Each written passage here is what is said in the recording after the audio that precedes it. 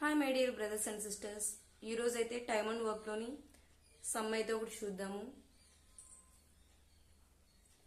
Efficiency of P is 3/4 of Q, while Q can finish piece of work in 2/3 time of R.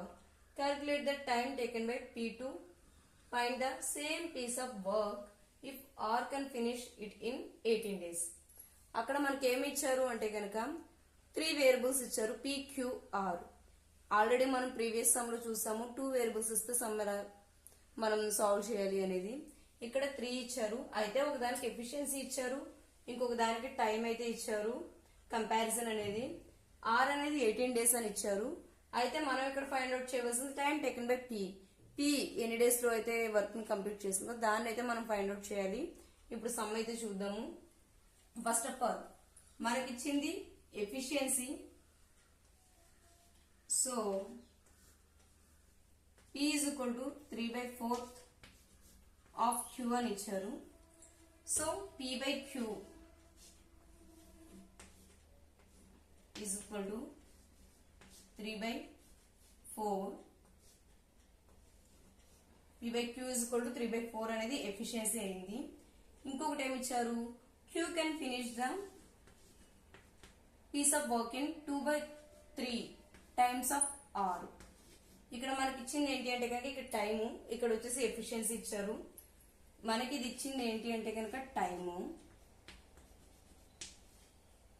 So Q by R is equal to 2/3 అయితే వచ్చింది.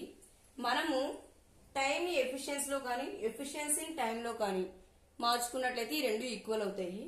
So దీన్ని ఎఫిషియన్సీలోకి మార్చుకుందాము. Efficiency అంటే ఏం చెప్పుకున్నాం మనము, ఒకదానికి inversely proportional గా ఉంటుంది టైంకి అని చెప్పుకున్నాం. అప్పుడు ఇది ఏదైతే ఉందో ఫ్రాక్షన్ అనేది రివర్స్ అవుతుంది. సో 3/2 రివర్స్ ఎలా అయింది అని అంటే కనుక దీన్ని మనం ఎలా రాసుకుంటాం, 1/2 కింద రాసుకుంటాం, బై 1/3 కింద రాసుకుంటాం. సో 3/2 అనేది మనకు వస్తుంది. సో మనం రెండింటిని కూడా ఎఫిషియన్సీలోకి అయితే మార్చేసుకున్నాము. ఇది ఎఫిషియన్సీ, ఇది ఎఫిషియన్సీ. ఇక్కడ జాగ్రత్తగా చూడండి, P by Q 3/4, Q by R 3/2. ఇక్కడ చూసుకున్నట్లయితే Q వాల్యూని కనుక మనం ఈక్వల్ చేసినట్లయితే కనుక అప్పుడు P వాల్యూ R వాల్యూ మనకు వచ్చేస్తుంది. సో ఇక్కడ 4 ఉంది Q వాల్యూ, ఇక్కడ 3 ఉంది. ఈ రెండింటిని ఈక్వల్ చేయాలి అంటే ఏం చేయాలి, మనం మల్టిప్లై చేయాలి. వాటి రెండింటికి ఎల్సిఎం తీసుకోండి. 3కి 4కి ఎల్సిఎం ఎంత అవుతుంది, 12 అవుతుంది. 12 లోని కామన్ గా 3, 4 అనేవి పోతాయి. సో దీన్ని మొత్తాన్ని మీరు 3తో మల్టిప్లై చేయండి, ఎందుకంటే 3 4s are 12. At the same time దీన్ని వచ్చేసి 4తో మల్టిప్లై చేయండి, 4 3s are 12. సో Q అనేది 12 అనేది ఈక్వల్ అయింది.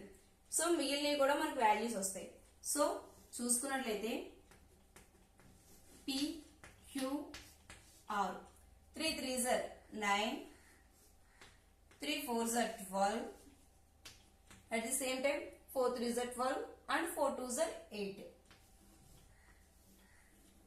సో మనకి ఇలాగ ఎఫిషియన్సీ అయితే రావడం జరిగింది. ఇవన్నీ కూడా ఎఫిషియన్సీ. మనకి ఇక్కడ డైరెక్ట్ గా ఇచ్చాడు R can finish it in 18 days. అంటే మనకి వర్క్ కావాలి అంటే ఏం చేయాలి, work is equal to time into efficiency, మనం ప్రీవియస్ సమ్ లో చూసినట్లు. సో టైం ఎంత, 18 days లో చేశాడు R అనేవాడు. ఎఫిషియన్సీ ఎంత, 8.